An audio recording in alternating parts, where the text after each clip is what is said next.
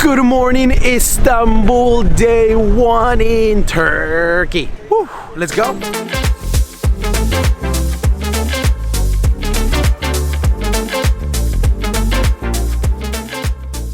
To my left, you're gonna see the Asian side of Istanbul, and to the right behind me, is the European side. So Istanbul sits in a very unique geographic position where it hits both continents within 5 minutes of each other on a subway.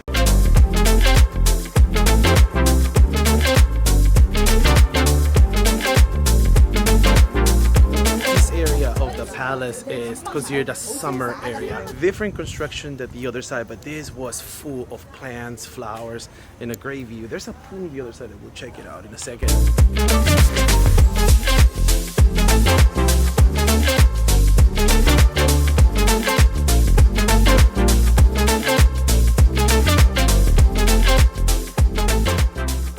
Sultan succession was a very interesting matter.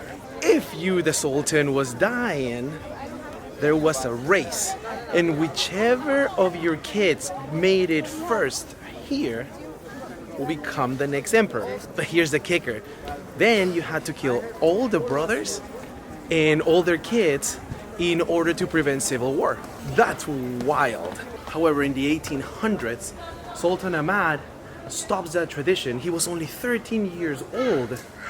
And he didn't want to kill his brother and instead put him in jail, which then again is still messed up. And right after that, it became a bloodline succession, similar to the rest of kingdoms around the world.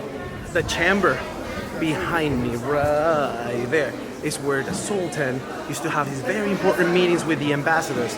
When you spoke to the Sultan, you would always look down. And all the way in the back, there were some water taps that will keep running while you were talking with the Sultan in order to prevent anybody eavesdropping. We are in the second and the main courtyard, and this is really important for a few reasons. One, it has some of the museums, which were very important locations before, but another one is that this is the main area where all the ceremonies happen, and right next to this door that is covered, the Sultan chair will be placed, and he will be able to see and participate of everything that is going on.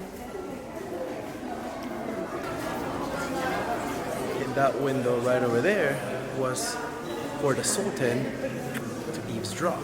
24 sultans lived in this palace. About 2,000 people lived here at the same time. This is something very interesting too. Sultans did not marry that often. What they did was live with a lot of ladies that were gifted to him. So Europeans, when they came, thought and wrote and made drawings about the Sultan's harem life, and they told stories about 2,000 women living inside those premises, but you cannot even fit 200. The history of that area was a tad exaggerated.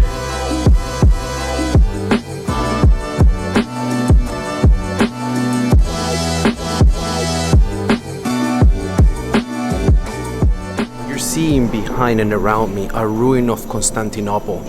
These are cisterns. And this was the way that the Constantinopolitan Empire used to get a water source for their daily consumption.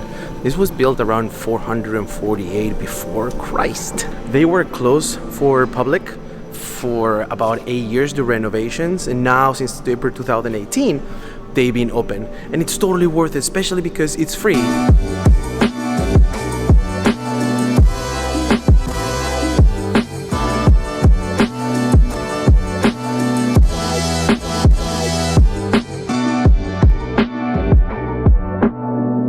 This restaurant has been here since 1920, and with over 4,000 reviews, we had to check it out. This place is known for its kebabs, its salad, and fries, which are pepper. I don't know why I call them fries, but they're peppers. Okay, now I know why it's popular.